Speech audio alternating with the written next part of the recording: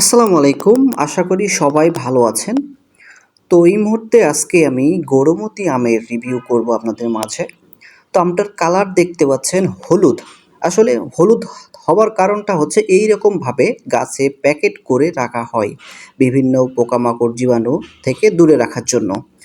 তো পাকার পরে আমটি কিন্তু আরও হলুদ বর্ণ ধারণ করে।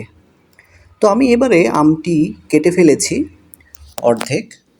দেখেন ভেতরের অংশটি কতটা পুরু, এর ভেতরের দানাটা কত পুরুত্ব দেখা যায়।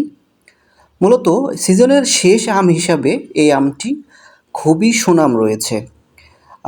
সিজনাল যে ল্যাংড়া আম এর শঙ্করায়নে এই গৌরমতি আমের উদ্ভাবন করেছে, ফলে এই আমটি কিছুটা ল্যাংড়া আমের স্বাদ পেয়েছে।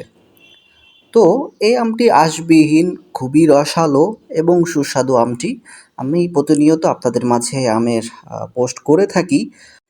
আমটি পচার সম্ভাবনা খুবই কম থাকে, যার কারণে অনেক দিন বাসায় রেখে খাওয়া যায়।